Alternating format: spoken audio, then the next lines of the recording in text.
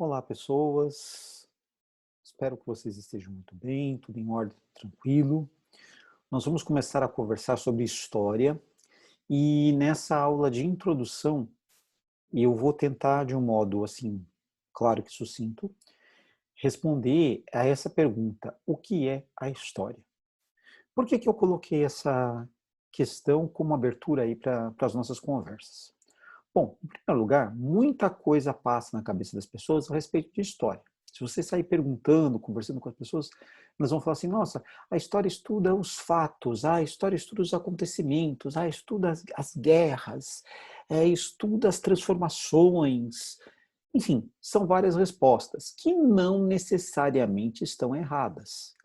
Porém, elas estão, digamos assim, um pouco distantes daquilo que seria o objetivo central da história na visão mais recente que nós temos de história. Porque isso é uma outra coisa que vocês vão perceber.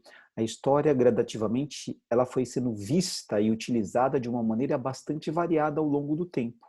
E na atualidade, ela tem um determinado olhar, ela tem uma determinada perspectiva, que pode ser que continue por algum tempo, ou não, pode ser que sofra uma mudança. Então, vamos começar esse percurso para falar do que a história faz e não faz. Bom, e aí eu trago a citação de um historiador francês que viveu aí no final do século XIX e até metade do século XX. Ele combateu na Primeira Guerra Mundial, combateu na Segunda Guerra Mundial, né?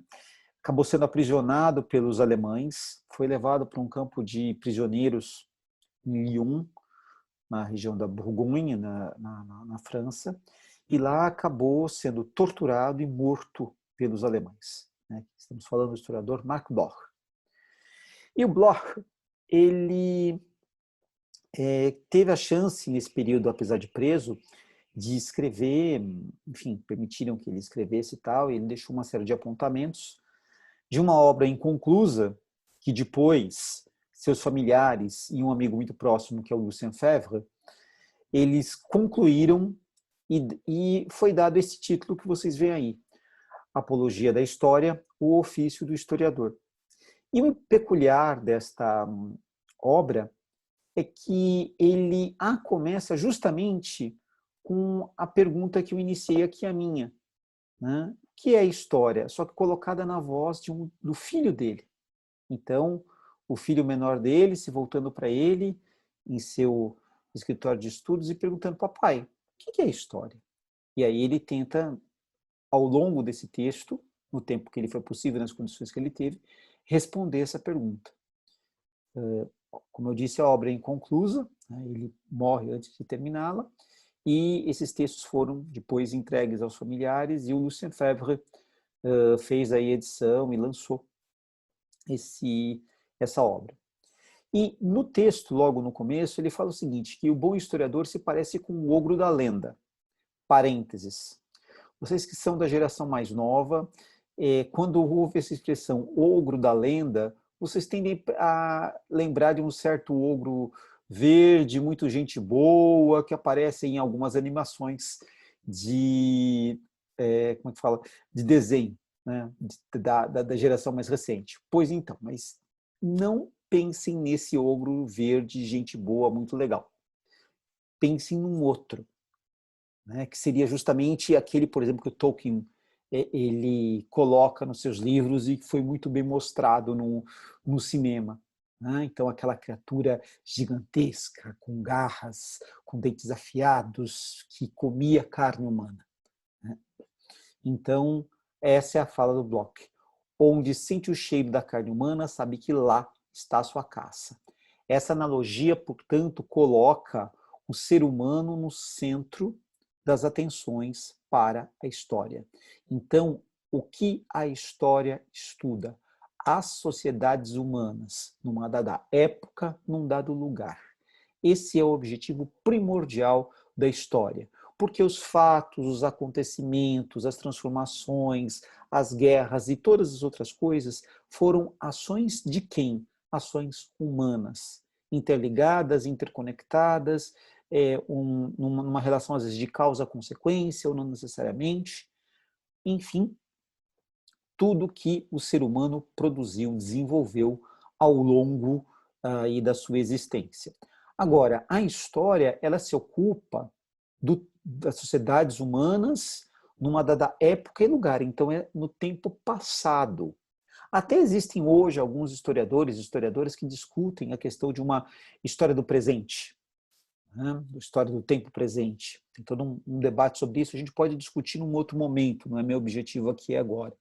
Mas, por excelência, vamos dizer assim, o campo de trabalho do historiador é tentar voltar ao passado. E aí, como que isso vai ser feito, né? Como que isso vai ser desenvolvido? Então, tem um processo para pensar essa situação. Bom, primeira coisa que a gente precisa pensar aqui na nossa discussão é que, em primeiro lugar, não existe uma verdade histórica. E o que eu quero dizer com isso? Eu quero dizer para vocês que, de um modo geral, a história ela pode ser vista, lida, interpretada de diferentes maneiras. E mesmo que a gente esteja falando de um mesmo conjunto de fontes de referências. Então, pessoas podem ter olhares que são diferentes sobre uma mesma situação.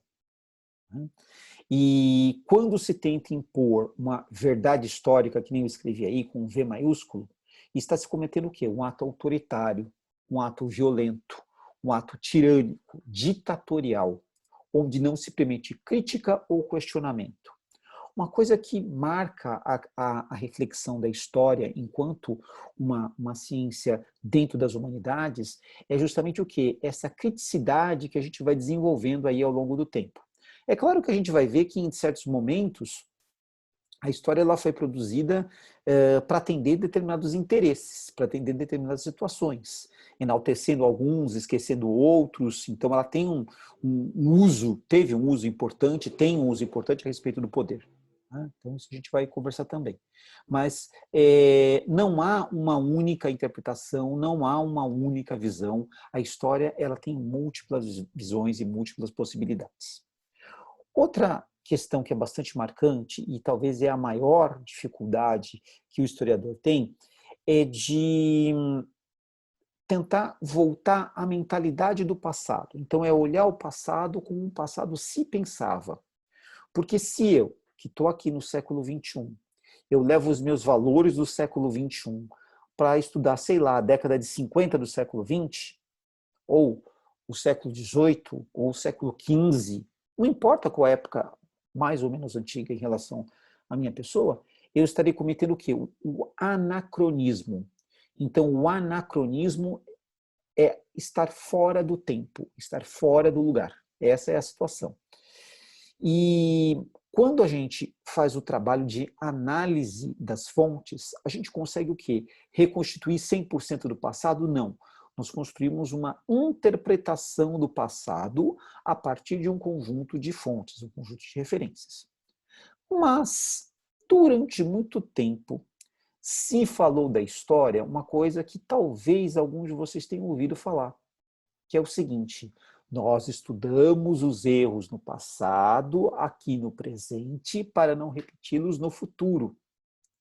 Então, é isso que eu estou colocando aqui, ó, da antiguidade à modernidade, essa visão da história como história magistra vitae, história mestra da vida. Ela nos ensinando, nos disciplinando para evitar os erros no futuro.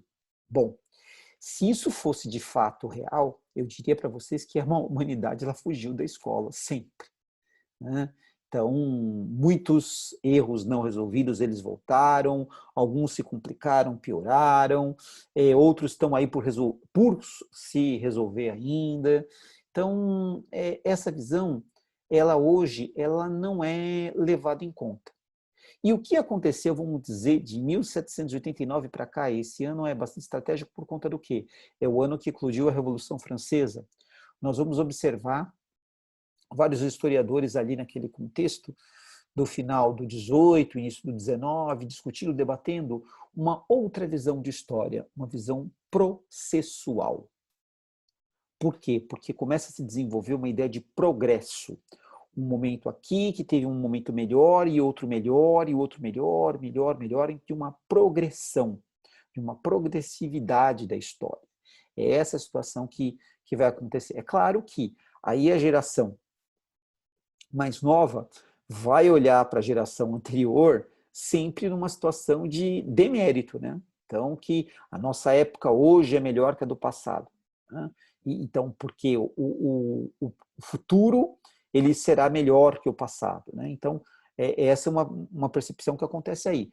Da mesma maneira que se constrói uma outra interpretação, que é aquela saudosista, né? Que as pessoas falando de um passado melhor, de uma época melhor. Agora, cabe novamente o questionamento: melhor como? Melhor em que termos? Quais são as referências? Aí muita gente fala assim, não, mas você é muito jovem, você não viveu aquela época. Eu vivi. Porém, o que acontece? A pessoa, quando ela está fazendo isso, ela está usando a memória dela como referência para falar da história. E nós, hoje, historiadores, temos uma visão muito crítica a isso. Por quê? Porque, através dos estudos da medicina, da psiquiatria, da psicologia, da psicanálise, o que acontece? Nós sabemos que a memória ela é moldada, ela é construída. Tendemos a lembrar daquilo que gostamos e muitas das vezes esquecemos daquilo que não gostamos. E mais, muitas das vezes o que lembramos não foi necessariamente o que aconteceu, mas sim o que nós queríamos ali lembrar. Então, nós temos essa habilidade construtiva nas nossas ações. E isso cria uma dificuldade muito grande para se falar da memória como algo de um passado cristalizado e intocável, que poderia ser muito bem estudado, analisado. Quando nós trabalhamos, por exemplo, na história oral, que é um segmento da história que lida com os depoimentos, com as vivências de pessoas sob determinado contexto histórico, esses depoimentos eles têm valor na análise? Tem, mas eles são entrecruzados com outras fontes. Então, por exemplo, se eu entrevistar um ex-combatente da FEB, a Força Expedicionária Brasileira, ele vai dar a dimensão dele ali como soldado naquele momento que ele serviu lá o Exército do Brasil lutando na Segunda Guerra Mundial. Eu teria uma perspectiva. Agora, por exemplo, se eu consultar fontes falando, por exemplo, dos planos de guerra do general que comandou esse soldado, ou do próprio Getúlio Vargas dialogando com o presidente Roosevelt nos Estados Unidos, eu teria outras perspectivas do mesmo evento, a Segunda Guerra Mundial. Portanto, essa questão da memória, do depoimento, ela não pode ser entendido como algo que está acima de outras fontes. É uma possibilidade a mais. Existem certas culturas, certas sociedades, em que elas são ágrafas. E qual é a forma de transmissão de conhecimento? A oralidade. Então, o mais velho passa para o mais novo e assim sucessivamente. Porém, é necessário fazer ali um intercâmbio, jogar com outras referências. Então, às vezes, o que acontece? Certas narrativas, elas são contrapostas, por exemplo, com informações que vêm da arqueologia, cultura material, objetos, ou de outras referências de outras fontes, de outras sociedades que foram ali contemporâneas àquela que está se estudando. Então, isso permite um processo de comparação. Né? Então, a visão a respeito da história que a gente tem hoje, ela trafega nessa perspectiva. Né? Então, não há verdade histórica, o ser humano ele é filho do seu tempo. Eu garanto que vocês com certeza já ouviram. Quando que alguém quer elogiar outro, fala assim, não, fulano era um visionário, ele era um homem à frente do seu tempo. Pois então, isso é um equívoco bastante grande. Todo indivíduo ele é filho do próprio tempo.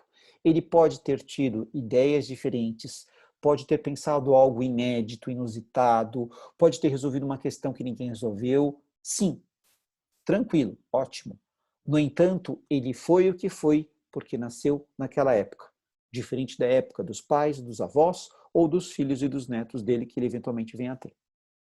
Então, é um chavão que a gente diz, né, um clichê que tem aí posto, né, as pessoas usam, a gente vê muito, né, se falar disso, né, querendo, fulano é uma mulher à frente do seu tempo, fulano um homem à frente do seu tempo, mas isso é uma frase vazia que, assim, historicamente, quando a gente vai fazer análise, não vai muito adiante.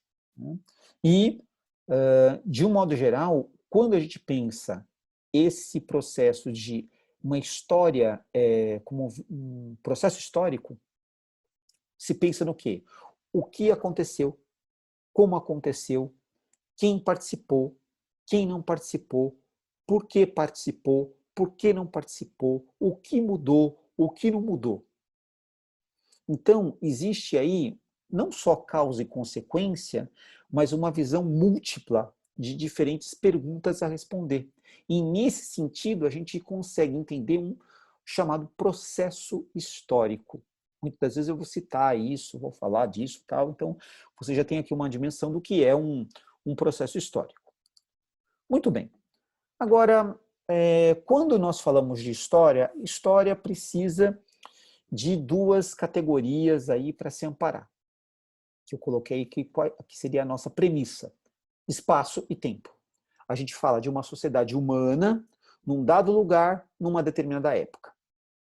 E são dois conceitos aí que nós construímos.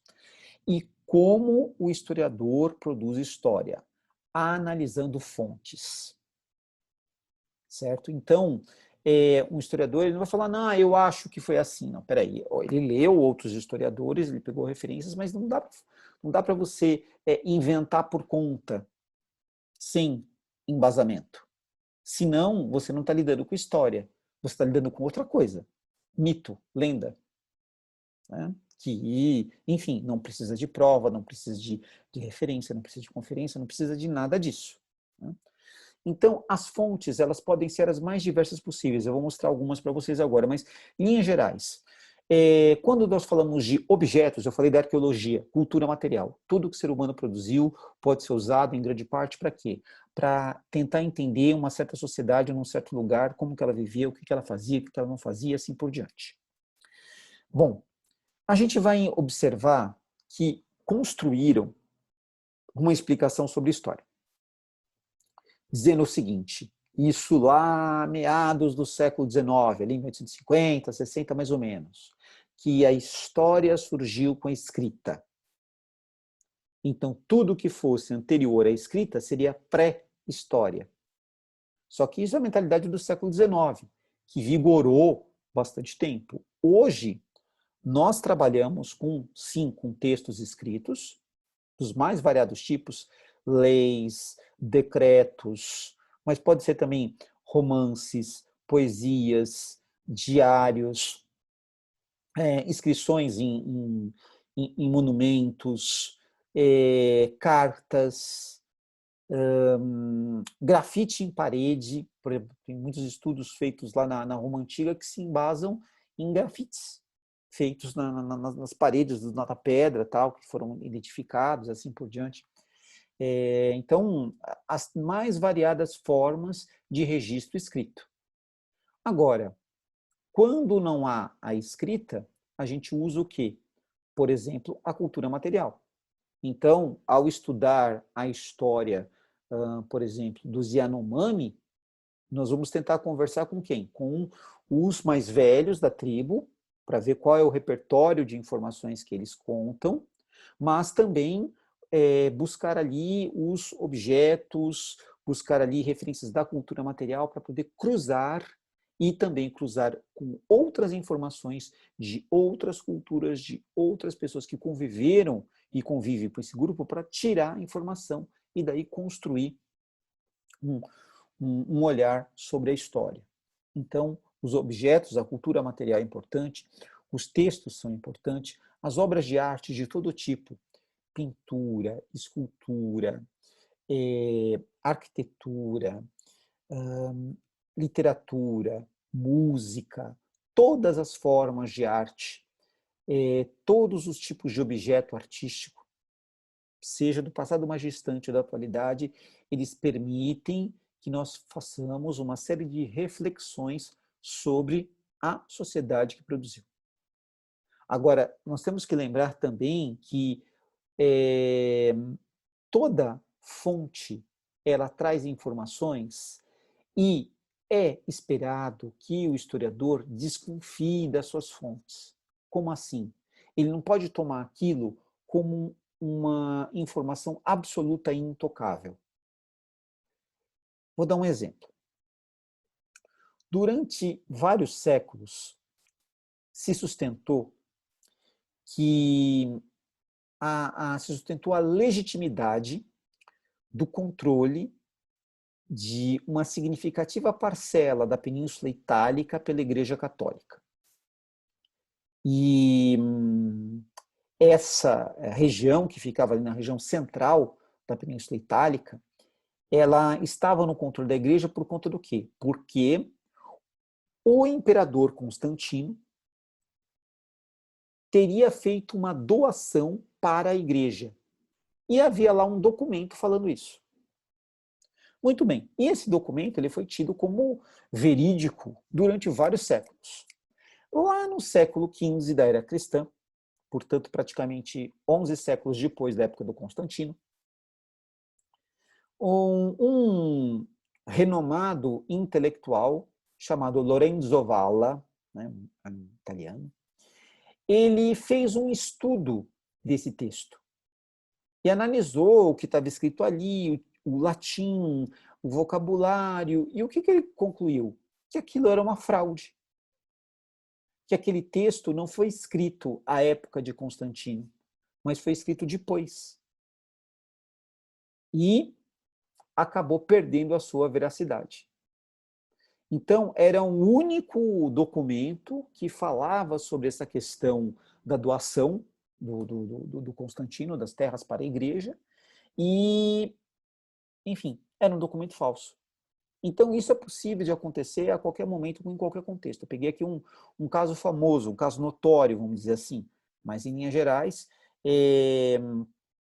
o que o historiador desenvolve, né, é justamente a ideia seguinte: existe ali o texto, o desenvolvimento de uma ideia, de conceitos, de referências, ele vai cruzar com outras referências, vai desenvolver, ver o que é, se as referências batem em outras fontes, se não batem, por que é diferente, por que não é, o que tem a mais, o que tem a menos, o que está presente, o que está ausente. Então, assim, na análise de uma determinada fonte, existem camadas de leitura. Vou dar um outro exemplo. Digamos que você vá lá e visite o Museu Paulista da Universidade de São Paulo, popularmente conhecido como Museu do Ipiranga. E você vai chegar lá no Salão Nobre e vai encontrar a pintura famosa do Pedro Américo, Independência ou Morte. Aquele quadro, ele mostra exatamente o que foi a independência? Não. Ele é uma representação da independência. Então, Pedro Américo colheu fontes, referências tal, e construiu uma imagem. Então, aquilo não é o real, mas é uma ideia que queria ser perpetuada ali ao longo dos séculos. Mesmo a fotografia, a gente sabe muito bem no mundo que mexe e manipula com as imagens digitais hoje, mas mesmo lá dos primórdios da fotografia, já existia fotomontagem, manipulação. Então, a fonte ela precisa ser lida de modo crítico, analisada de modo crítico, fazer ali o contraponto, a comparação, buscar outras referências e ver se de fato o que está sendo tratado ali, estudado, aconteceu daquele ou daquele outro jeito. Então, essa é digamos assim, é quase um dever de ofício do historiador, desconfiar das suas fontes. Muito bem. Trago aqui para vocês a foto de esse sepultamento, né? Ele está lá no Museu da Lapinha, em Lagoa Santa, em Minas Gerais, e mostra aí um momento bastante importante do nosso passado. Qual? Quando nós começamos a constituir aquilo que hoje nós chamamos de religiosidade ou de sagrado. Por quê? Porque houve uma época em que nós éramos aí simplesmente um grupo de indivíduos como qualquer outra espécie animal ou vegetal vivendo no planeta. E muito bem. Só o que aconteceu? Quando alguém morria, o corpo dessa pessoa era abandonado para trás. E, enfim, outros animais consumiam, etc. e tal, o tempo se cuidava e tudo mais. Mas houve um dado momento em que nossos ancestrais pararam de abandonar os corpos dos mortos e passaram a dar sepultamento aos mortos. Então, é o que a gente observa aqui. Então, esse cadáver ele foi arrumado nessa posição. A cabeça está voltada aqui numa determinada direção. Né? Muitas das vezes, além do corpo, foram encontrados junto do corpo o quê? Sementes, flores, objetos. Então, todo esse cuidado para tratar com o corpo de alguém que morreu transformou o que antes era um resto, um dejeto, algo que podia ser deixado para trás, em restos mortais, indignos restos mortais, e começou a se perceber que, bom, se há essa preocupação de dar um destino para esses restos mortais, existia-se também a preocupação com um depois. Né? Porque são aquelas 3 famosas perguntas que nós temos aí para nos debater ao longo da nossa existência. Quem somos, de onde viemos e para onde vamos. O que a ciência apresenta para a gente é que a vida não tem um sentido próprio, nós atribuímos sentido a ela. Né? E então, nesse contexto aqui, ao se pensar na morte, está se pensando no depois da morte, no além, na eternidade, ou algo assim. Muito bem. Então, isso daqui é um precioso conjunto de referências para o estudo do modo de vida dessa comunidade humana nesse lugar, nesse momento. Então, não dá para isso ser deixado de lado, digamos assim. Outro exemplo, questão da pré-história, né, que eu comentei com vocês, uma criação do século XIX, que é uma grande injustiça, porque se a gente olhar em escala, quanto tempo tem a pré-história, pensando do início da espécie humana até a invenção da escrita, são milhões de anos. Da invenção da escrita para cá, dá arredondando aí 6.500 anos, mais ou menos. Né? Ao passo que o período anterior é de milhões de anos. Então, eu tenho aqui para vocês artefatos feitos em pedra lascada. Né? A gente vai conversar um pouco disso mais detidamente na pré-história. Então, essas pedras, elas foram colhidas do ambiente onde uma determinada comunidade vivia, né? E foi dada uma transformação nela. Então, por exemplo, a gente observa nessa daqui que ela tem as laterais aqui, elas foram afiadas de uma maneira para cortar. Ou esta aqui, mais longa, ela foi trabalhada de uma maneira para quê? Para perfurar. Pode ser tanto segurada com a mão, ou encaixada numa haste, servindo como lança, ou mesmo flecha. Né? Aqui, essa outra, por exemplo, também cortar ou esmagar, essa outra para cortar. Então, nós temos aqui o desenvolvimento de tecnologia. Isso é outra coisa que eu queria conversar com vocês também. É muito comum as pessoas acharem, por exemplo, que tecnologia é isso que a gente tem aqui agora. Eu estou aqui gravando esse vídeo, ele vai ser transmitido pela internet, você não sei onde, no seu celular, tablet, computador, sei lá o que, você vai assistir, e nós temos tecnologia, e aquele pessoal lá atrás, na Era das Cavernas, não tinha. Errado. Toda a sociedade humana desenvolveu e foi acumulando e transformando tecnologias. Então, nós estamos aqui de frente a quê? A tecnologia lá daquele contexto da chamada pré-história. Então, é um equívoco achar que tecnologia só são as máquinas. Não. Esses daqui são os primeiros artefatos que a gente começa a desenvolver. Né? Trabalhar com pedra, trabalhar com madeira, trabalhar com ossos.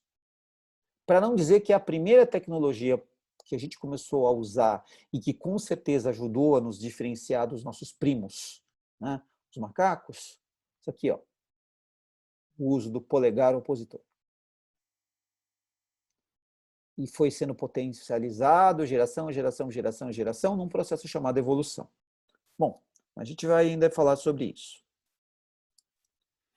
Outro exemplo, falei da escrita, a invenção da escrita, né? E entre os povos que vão lidar com esse conhecimento, com essa técnica, estão aí os egípcios. Então, aqui nós temos um detalhe do chamado Livro dos Mortos, que era pintado na tumba do morto. Então, por exemplo, o morto está representado aqui, ó. E ele está sendo guiado por uma divindade, que no caso aqui é o deus Anubis, para um julgamento. E esse julgamento vai definir se o espírito dele prossegue para o além ou se será punido. Então, nós temos aqui uma, vamos dizer assim, entre aspas, materialização de algo que é totalmente invisível. É o mundo dos mortos, o regramento para esse mundo dos mortos, as características de quem está lá, ações que estão sendo ali desenvolvidas, e, em certa medida, esse mundo dos mortos, ele espelha algumas coisas do que existe aqui no mundo dos vivos. E, agora, um cuidado, que é o seguinte, os hieróglifos, né, que a gente vê aqui, tudo isso são hieróglifos. Então, essas personificações do morto, do deus Anubis, aqui do deus Tot, do deus Horus, aqui do Osíris, ou mesmo aqui o morto fazendo oferendas para essas estátuas que seriam desses deuses, tudo isso que está aqui são hieróglifos, são parte da escrita egípcia. E o que foi necessário? O conhecimento dessa escrita, a tradução dessa escrita e para chegar à análise do que foi a sociedade egípcia. Agora, é claro, é possível também ter outras referências de outras culturas sobre os egípcios. Então, esse é o contexto que a gente sempre trabalha quando analisa a história. Então, não é só por aqui, né, que nós vamos saber, mas isso é uma fonte preciosa para a gente saber. Outro, bem, já que nós falamos aí estava falando da escrita funerária, bom, essa foto que vocês veem é de uma múmia, de uma princesa egípcia, que foi levada lá para o Museu do Louvre, em Paris. Então, o fato de estudar esses corpos mumificados não só é interessante para entender quais eram as técnicas que eles utilizavam, quais eram as substâncias que eles utilizavam, quais os procedimentos, as características de tudo isso, mas também, de novo, tentar entender a sociedade pelos seus hábitos, costumes e tradições. Porque seria muito bom que acontecesse, como a gente lê lá no famoso, maravilhoso livro Memórias Póstumas de Brás Cubas, que o morto, ele conta a sua história. Né? Então, quando os arqueólogos, os historiadores, né, os antropólogos, eles encontram uma tumba, o morto não senta e dá o currículo. Olha, eu sou a princesa tal, eu nasci em tal época, eu reinei de tanto a tanto, eu fiz isso, eu não fiz aquilo, então não sei o quê, morri por conta disso. Não. Os mortos não falam. Agora, nós, historiadores, nós atribuímos justamente palavras e sentido para a vida desses mortos. E aí eu lembrei, olha, tem aqui um texto que é bastante precioso, de um historiador chamado Edmund Wilson, né? E desse livro chamado Rumo à Estação Finlândia. E aqui ele vai falar um pouco de historiografia, do pensamento histórico, né? Historiografia é aquilo que o historiador escreve, né? Então, isso aqui é um livro de historiografia, ele está falando sobre o pensamento dos historiadores dentro do contexto ali do século XIX. E numa dada parte, ele fala do ofício do historiador, descrevendo o contexto de um historiador francês do século XIX, que é o Gilles Michelet. E ele fala o seguinte, que o Michelet, ele trabalhava à noite e os séculos dos mortos faziam-lhe companhia, emprestavam-lhe sua força e fé, para que ele despertasse força e fé nos vivos. Então, essa descrição do ofício do historiador é um pouco isso que nós estamos fazendo aqui, né? De olhar para os restos mortais dessa pessoa, ver ali um conjunto de objetos e começar a pensar sobre as referências possíveis que nós conseguimos tirar para entender a época que ela viveu. Então, nesse aspecto, nós historiadores, nós lidamos constantemente com os mortos. E com os vivos também, de um modo geral, né? Mas a maior parte das pessoas que nós tratamos já está lá num passado muito, muito, muito distante, ou não tão distante, mas já se foram. Bom, o que é interessante também nós pensarmos do ponto de vista do que é a história, como a história se estrutura. Ela vai ajudar a construir aí uma série de referências, como, por exemplo, a primeira forma que as sociedades humanas desenvolveram para explicar quem somos, de onde viemos, para onde vamos, foram os mitos, que é aqui o que eu estou usando a expressão cosmogonia. Então, essa cosmos é o universo, né? Em grego, e gonos é origem. Então, cada cultura, cada sociedade, num certo lugar, vai ter lá uma explicação. Muito bem. Então, inclusive, não só para si, mas para toda a sua sociedade, para o mundo e assim por diante. Aí, nesse aspecto, o que acontece? Acontece que nós podemos citar inúmeras tradições de mitos de origem. Eu vou usar aqui o exemplo da tradição judaico-cristã, na qual nós estamos inseridos. Bom, segundo ela, houve um ser chamado Deus que, num dado momento, criou o universo e tudo que existe, criou o homem, do homem criou a mulher, e temos a existência. Muito bem. Agora, essa visão que está na tradição judaica, está na tradição cristã e está na tradição islâmica, que são os três principais monoteísmos, ela é distinta, por exemplo, da tradição hinduísta. Mas lá vai se falar já não de um deus, mas de deuses, de um conjunto de deuses, e vai se atribuir também a eles a criação. Ou, numa sociedade daqui nativa das Américas ou da África, tal, vai se encontrar uma explicação também atribuindo uma força sobrenatural à ação dessa criação. Então, isso é uma possibilidade. Agora, já os cientistas, e se pautando no quê? Na física contemporânea, né?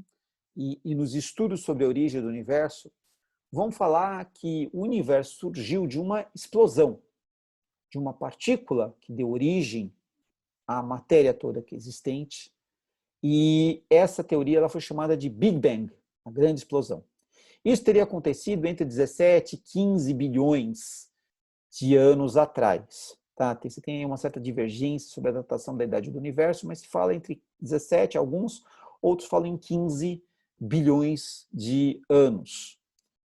Então, essa grande explosão, ela aconteceu e foi formando todos os corpos celestes que nós conhecemos, inclusive sistemas galáxias, conjuntos de estrelas, sistemas planetários, ou seja, uma estrela que tem planetas girando ao seu redor, e o nosso sistema. Então, a nossa galáxia é a Via Láctea. Dentro da Via Láctea, nós somos um pequenino sistema planetário. E o nosso planeta teria surgido há 4,5 bilhões de anos atrás. Bom, uma massa incandescente que foi esfriando de fora para dentro e que depois, num dado momento, teve a possibilidade de ter vida.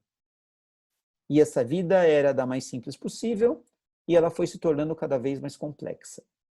Quem vai desenvolver a melhor explicação para essa questão, a origem da vida, dentro de uma perspectiva científica, com metodologia e comprovação, com critérios, foi Charles Darwin, ou Darwin, né, quando a gente fala portuguesado. Ele, em 1859, ele publicou a origem das espécies, né, teoria geral da origem das espécies. E vai falar de um conceito chamado evolucionismo.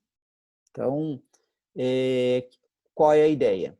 Que as espécies, elas evoluem, elas se adaptam ao meio, as melhor adaptadas, as mais aptas, elas conseguem sobreviver, elas passam seus genes adiante, enquanto as menos aptas, elas se extinguem.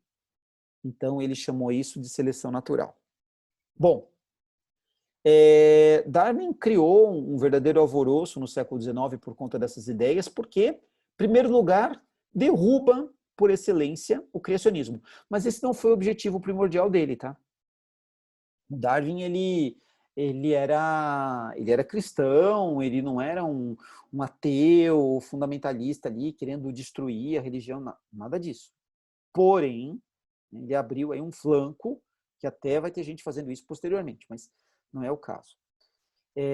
Então, ele tira a ação criadora do sobrenatural e leva para uma outra situação, o espaço para discussão para uma outra situação, que é o que muitas pessoas, inclusive, por conta da influência do pensamento religioso, têm dificuldade de assimilar. O quê?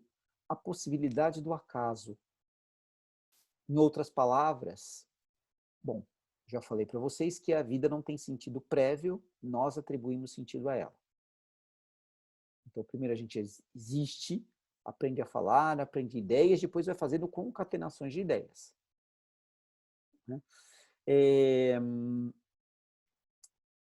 Agora, no caso aqui, os religiosos, de um modo geral, têm dificuldade de aceitar que pode ser que simplesmente existiu lá essa partícula primeira, ela explodiu, sem ter sido mandada explodir por ninguém. Aconteceu. Aconteceu. A vida é um acidente, algo por acaso. É uma possibilidade. Recentemente, tem ocorrido aí um movimento pseudocientífico que atende pelo nome de design inteligente, que tenta mostrar que há uma ordem no cosmos. E esta ordem ela foi planejada. Bom, se a gente fala em design, a gente aproximaria de desenho. Alguém projetou. Né? E quem seria esse projetista? A gente cai de novo no criacionismo. Então, quer dizer, existe o agente criador e existem as criaturas. É tentar trazer uma roupagem científica para o discurso religioso. E a gente não vai encontrar nenhum defensor do design inteligente mostrando cientificamente aquilo que acredita.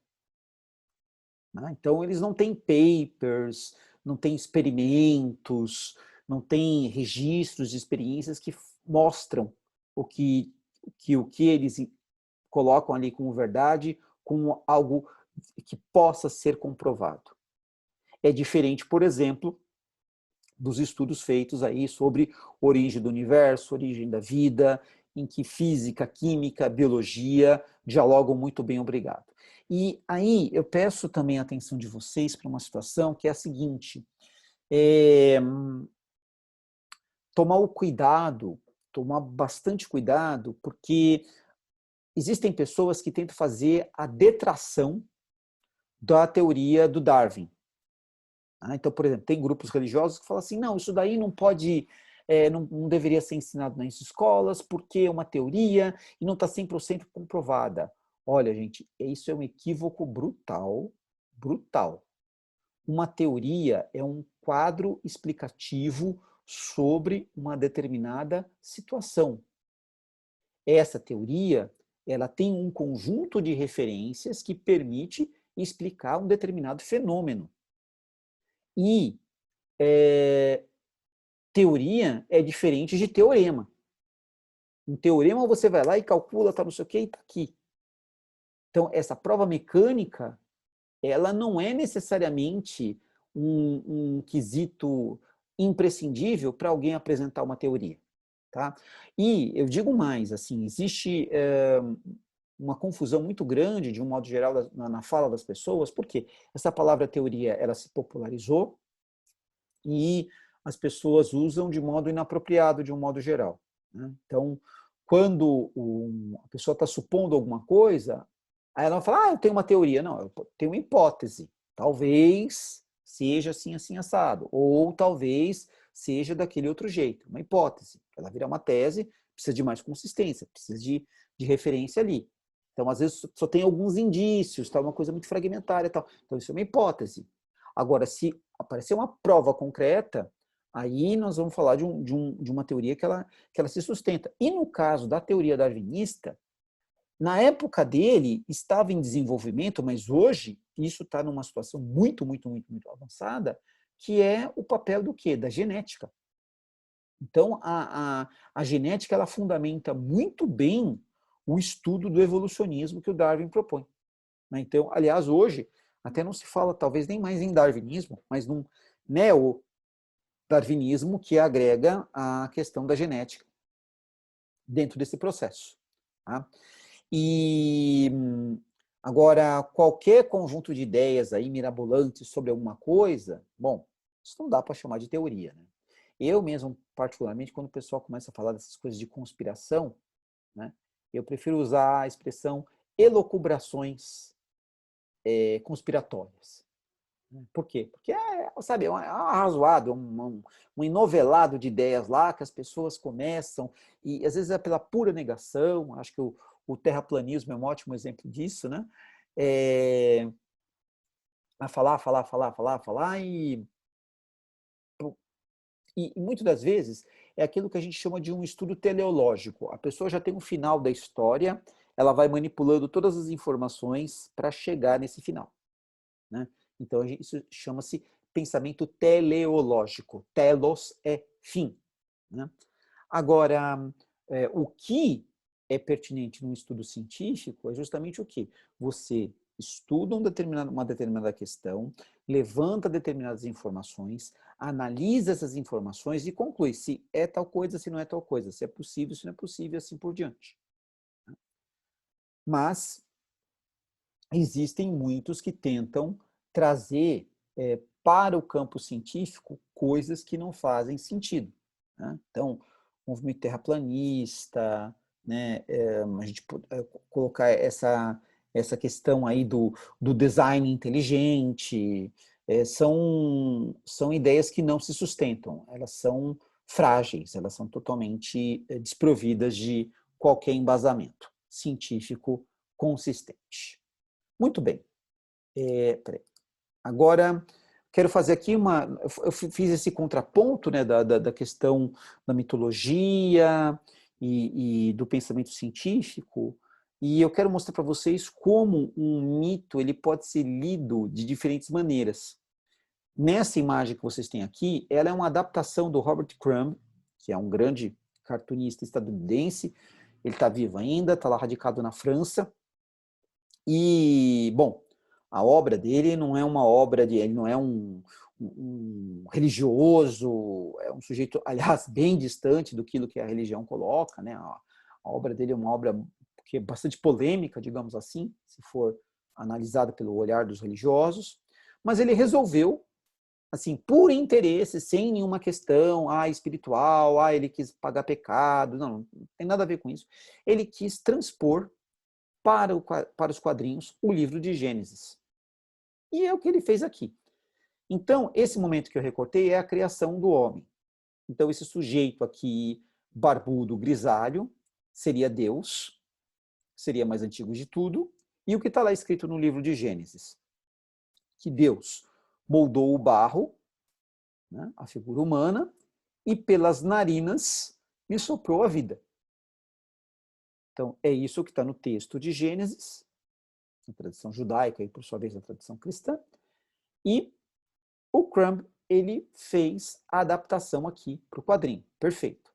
Agora, vamos olhar o mesmo tema, porém, feito por uma outra pessoa, Michelangelo Buonarroti.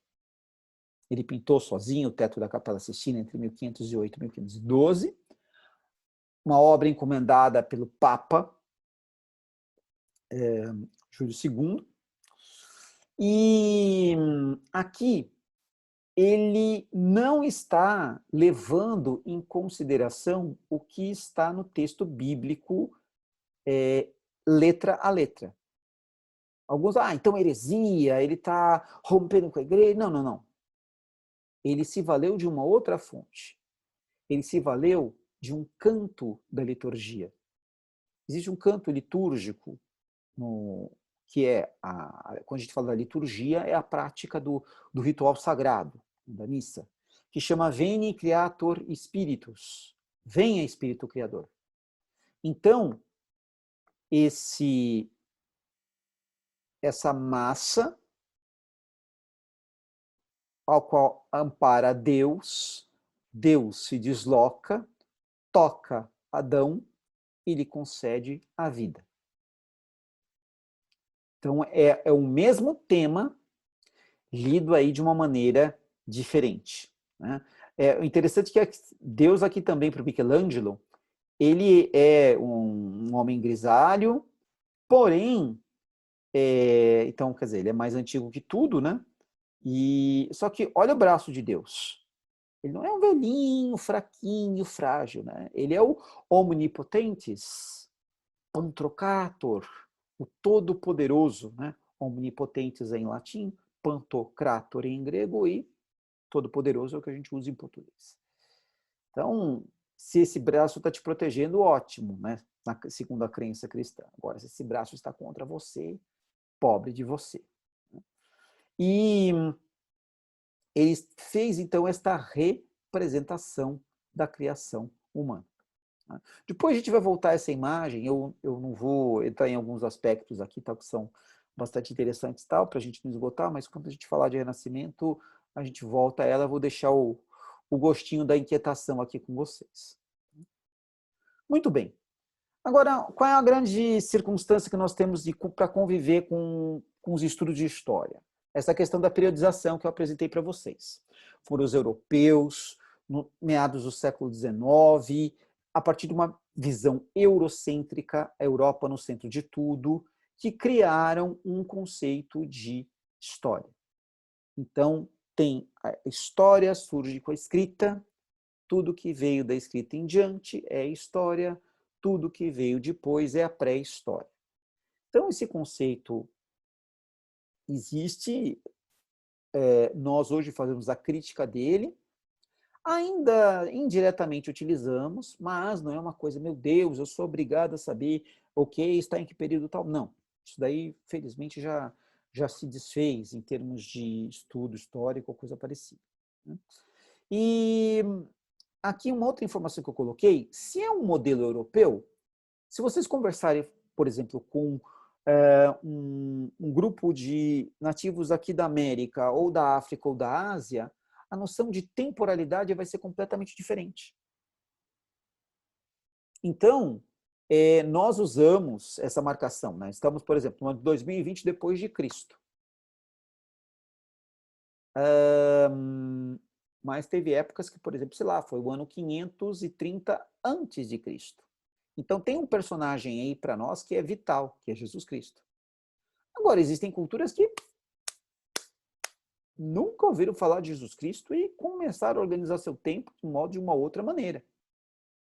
Mas é algo válido. Tá? Então, é claro, o mundo ocidental ele é um desdobramento do que nós chamamos, né, de eurocentrismo, dessa ação imperialista, desse processo de dominação da Europa, formando colônias em várias partes do mundo, não sei o quê, e levando o seu modelo civilizatório. Agora, não existe este único olhar. Existem outras formas de contar o tempo, outras formas de pensar a história, e também o tempo sendo uma construção, ele não é linear. Não há uma linearidade no tempo. Né? Existem muitas culturas que são culturas, por exemplo, cíclicas. Um exemplo foi a cultura maia.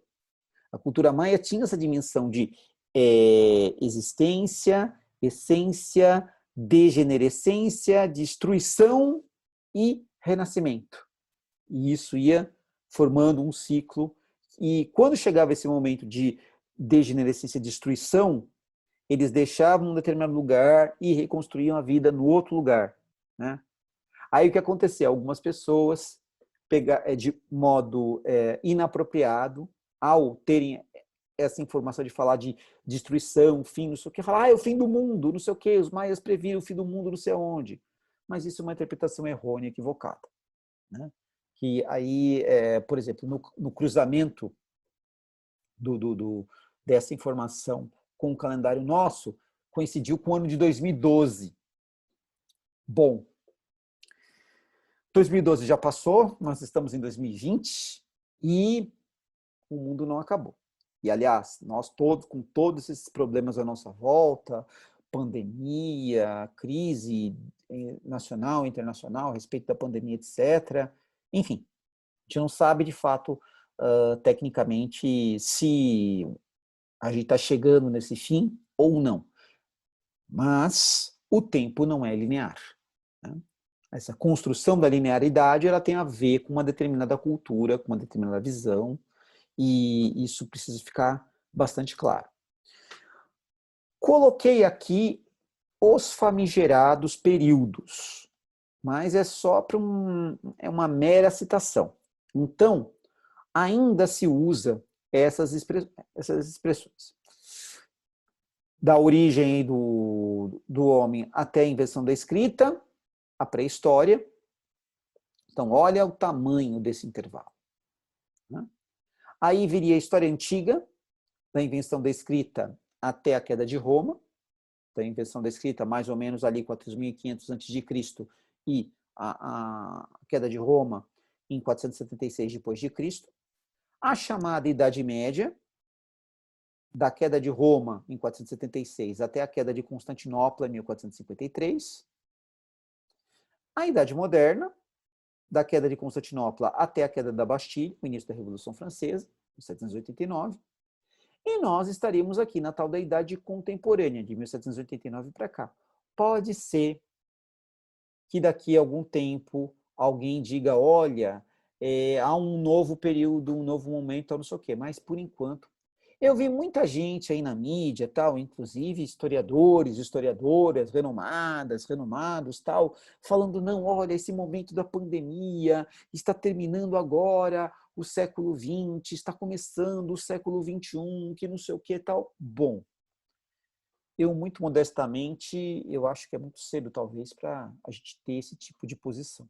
Tá? Cada qual se responsabiliza por aquilo que, enfim, fala, né? Eu, na minha posição aqui, eu prefiro ser mais comedido e deixar isso na mão do futuro, nas gerações futuras, que vão olhar para a nossa época e caracterizar isso ou não. Então, agora, quanto tempo durará essa história contemporânea, idade contemporânea, é o que a gente não sabe também. Então, o que vocês estão percebendo aí, de um modo geral, é que lidar com história é lidar com um grande conjunto de incertezas, de dúvidas. Mas, gente, a dúvida ela faz parte do pensamento científico. Tem um dito latino antigo, que eu gosto bastante, que diz assim: ubi dubium ibi libertas. Onde há dúvida, há liberdade. Então, o questionamento, a crítica, o debate, tudo isso é muito bem-vindo, desde que tenha fontes. Porque é o seguinte, o conhecimento histórico ele está embasado em fontes. E eu não posso simplesmente falar assim, ah, não, eu não concordo com isso, não sei o que, tá bom, beleza. Então, apresente aí outras referências que sustente aquilo que você está falando. E essa é a premissa central de qualquer pensamento lúcido na humanidade. Não se refuta pensamento científico com opinião. Você quer refutar um pensamento científico? Apresente um outro estudo científico e refute. Isso é legítimo. Agora, a mera opinião, o mero achismo, sem embasamento, para refutar um conjunto de ideias, uma teoria, uma explicação tal, é algo absolutamente desnecessário, perda de tempo. E nós nessa história toda, né?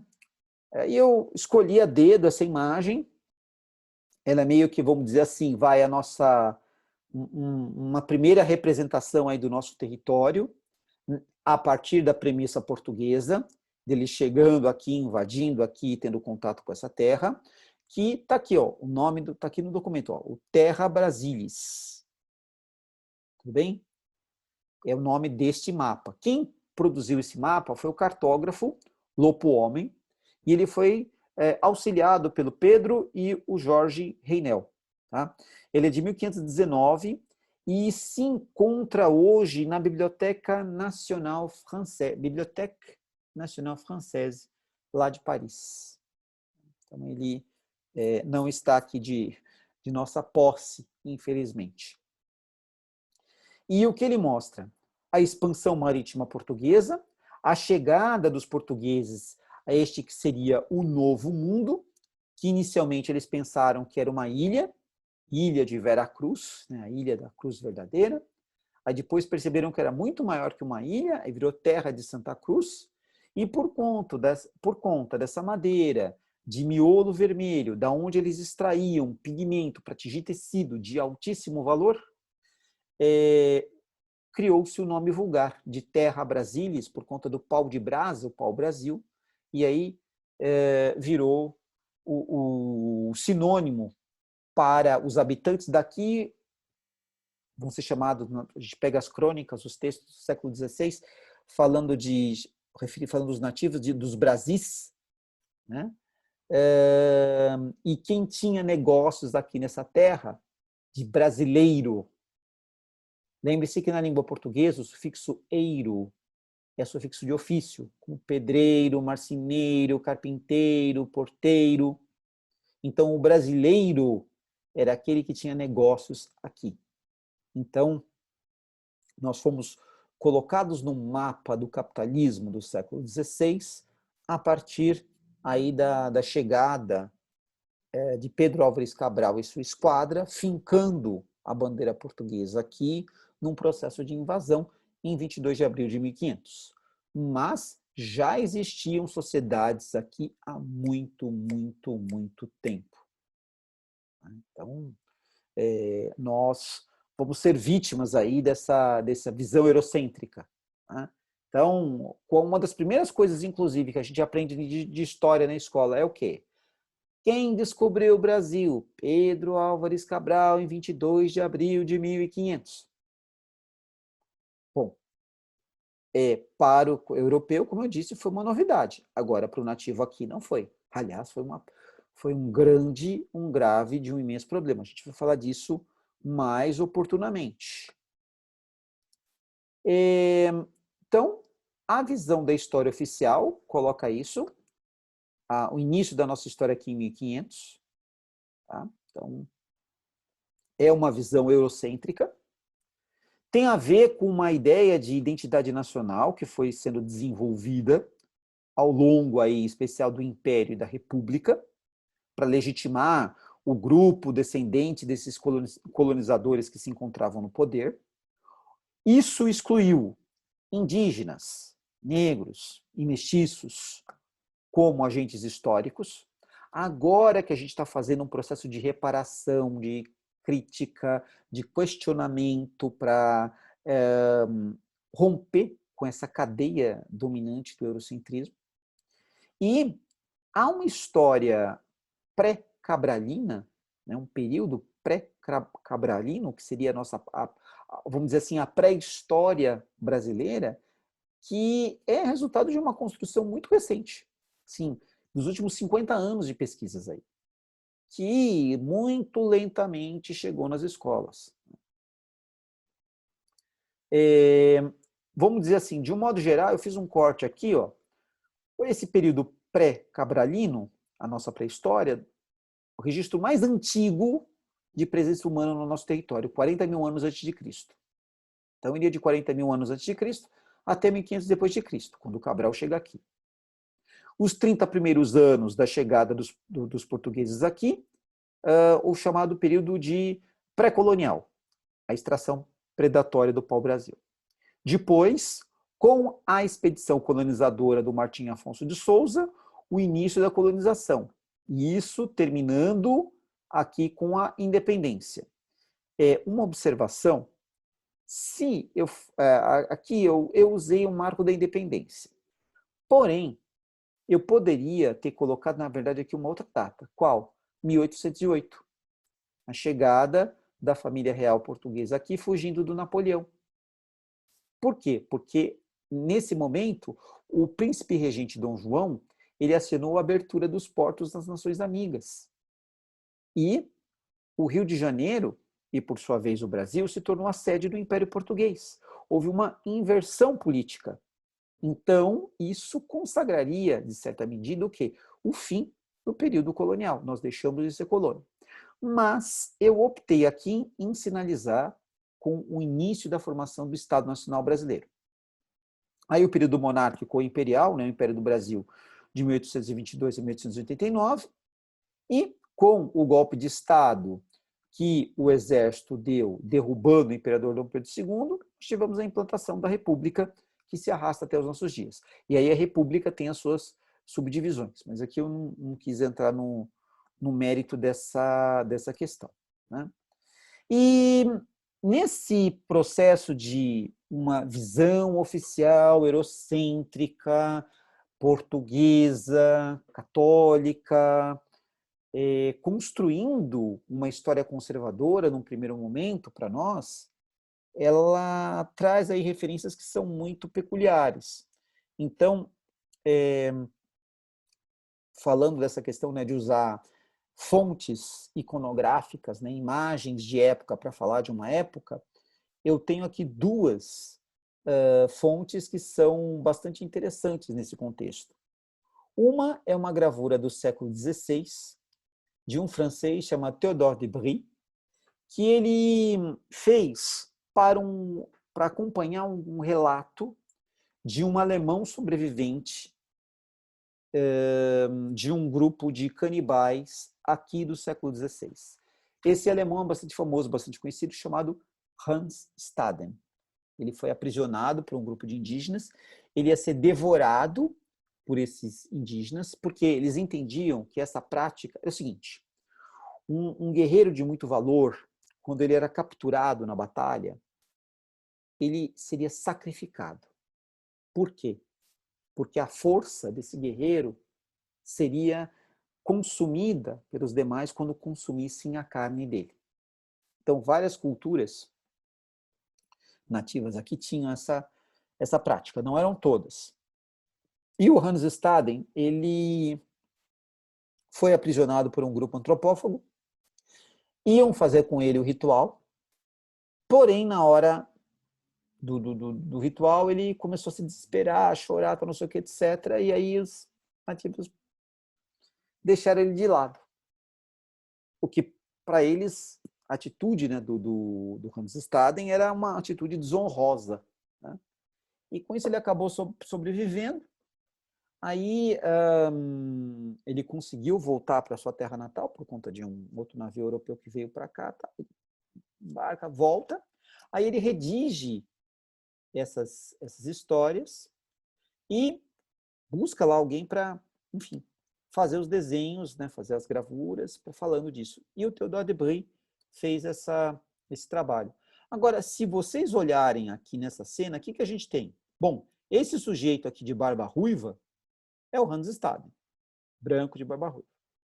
Agora, a gente vê aqui os nativos, eles têm a pele mais escura, tanto os homens quanto as mulheres.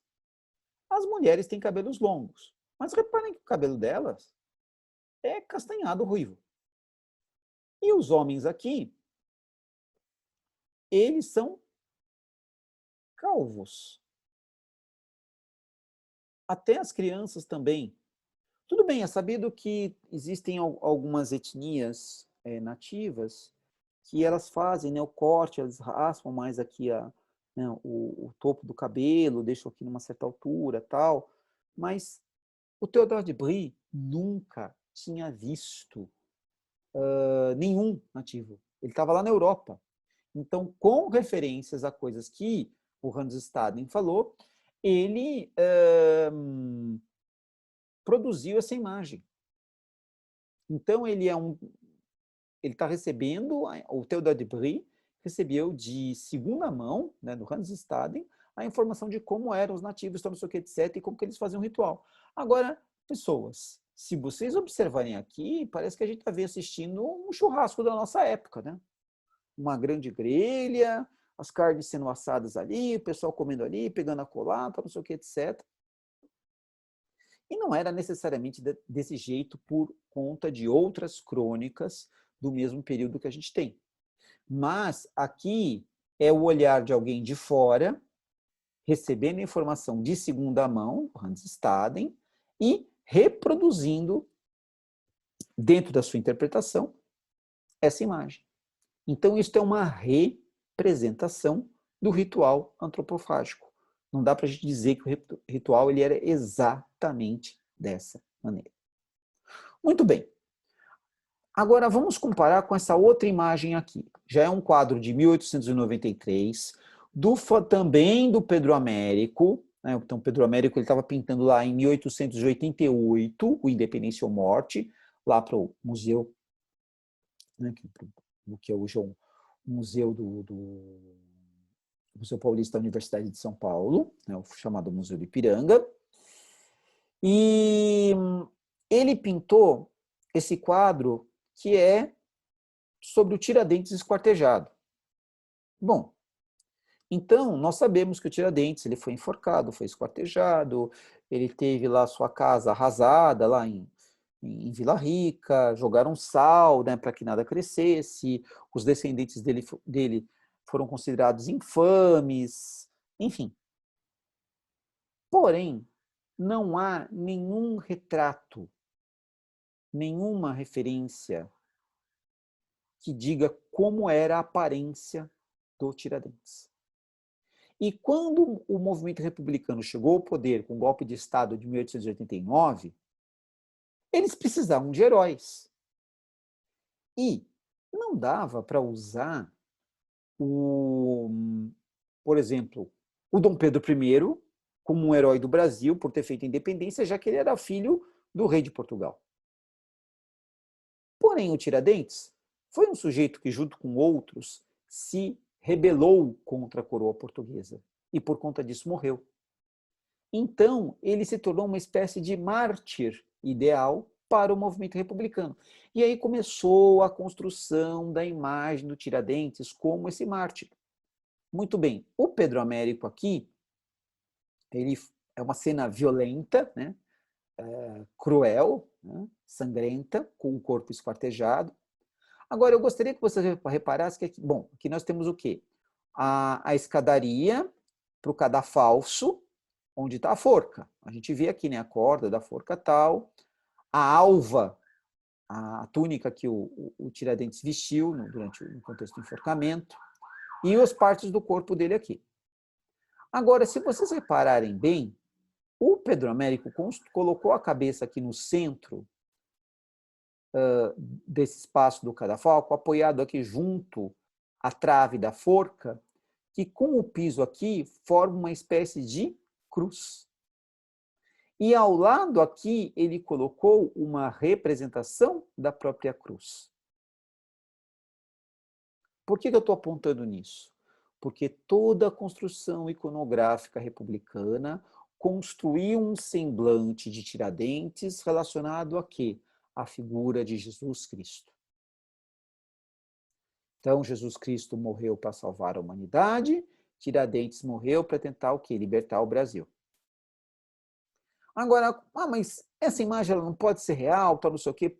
Então, existia o costume, na época da América Portuguesa, de quando o indivíduo ele estava ali na iminência de ser enforcado, ele tinha a barba e os cabelos raspados. Não é o que aparece aqui. Em primeiro lugar. E segunda questão. Tiradentes ele era mestiço. E o rosto e o corpo que a gente vê aqui é de um homem branco europeu. Então, nessa construção da simbologia, da imagem de Tiradentes como herói da República, houve um processo aí de embranquecimento da figura do Tiradentes, houve um processo de aproximação dele com a figura de Jesus Cristo e se construiu, então, uma representação, uma projeção de um herói dentro de um determinado contexto. Essa é a circunstância. Então, você não pode pegar esse quadro e falar, nossa, foi desse jeito que o Tiradentes morreu. Não, isso é uma representação. É algo que está se colocando no lugar de outra coisa. Então, para fazer aqui a amarração da nossa aula e da nossa discussão, o que eu quero que vocês entendam com todas as questões que eu apontei, e com as fontes aqui, com imagens, com as referências tal, foi trazer o seguinte: a história ela é um construto humano, ela é um dado cultural, que nós, ao longo de diferentes épocas, fomos construindo e cada geração foi lidando com esse passado, com essa história de uma determinada maneira. Muito provavelmente, daqui a algum tempo, as gerações futuras poderão questionar coisas que nós estamos falando aqui com outro tipo de análise das fontes. Ou concordar.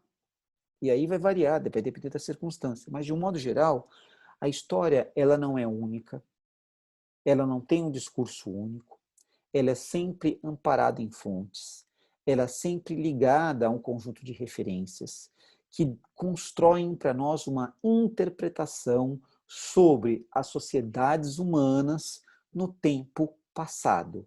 É isso que faz a história. Mas sem fontes não há história. Sem fontes é lenda, é mito.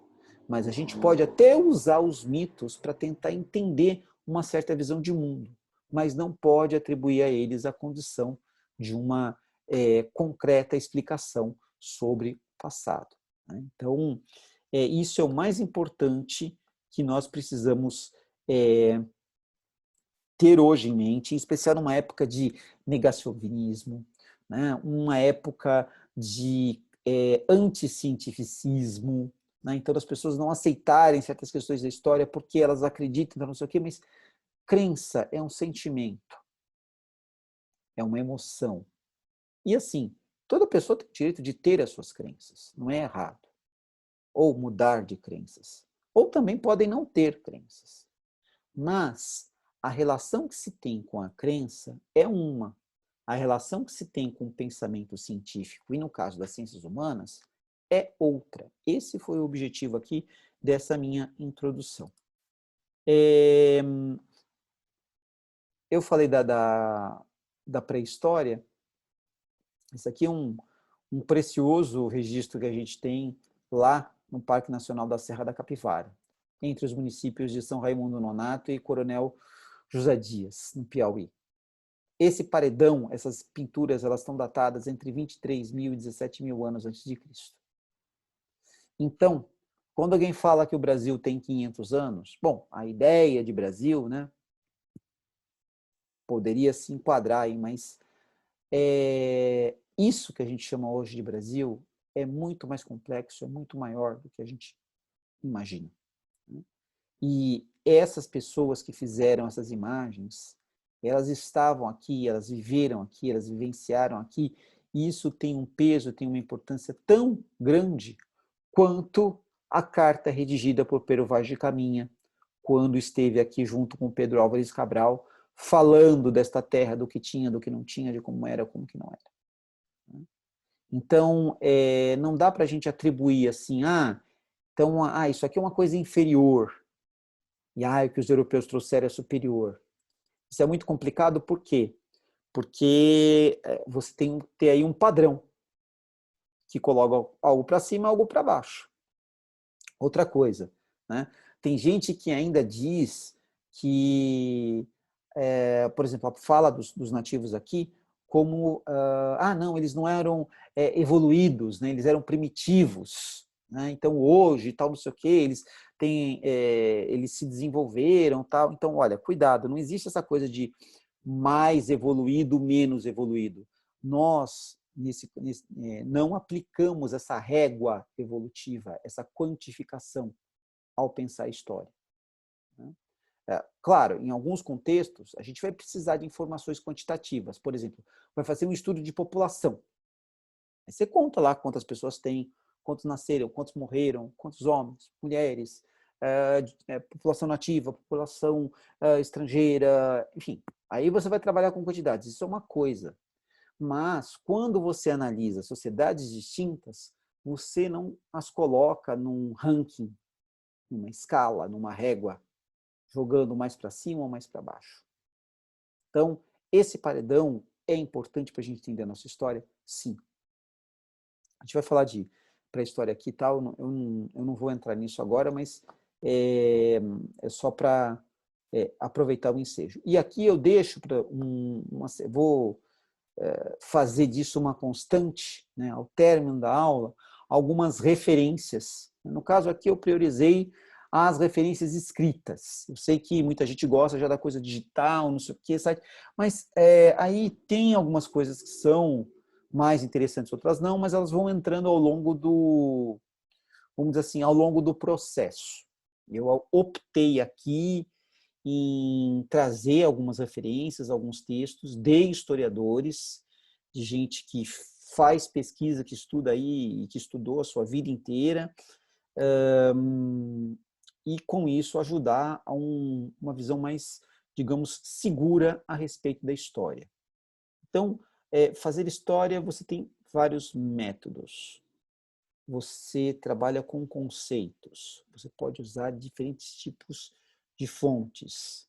E também vai dialogar, de modo mais ou menos direto, com aquilo que a gente chama de historiografia, que é o que eu trouxe aqui para vocês. Então, espero aí que vocês tenham apreciado bastante esse vídeo. Né? Eu procurei fazer de uma maneira pausada, e está um pouco extenso, se a gente for pensar, comparar com outros, etc. Mas, na minha escolha didática, foi a questão mais da qualidade do que talvez da quantidade. Vir com o rolo compressor esmagando quem está assistindo, acho que não vale a pena. E aí depois dá para parar, rever, ouvir, fazer as anotações, enfim, vocês vão fazer isso da melhor maneira possível. E nós vamos ficando por aqui.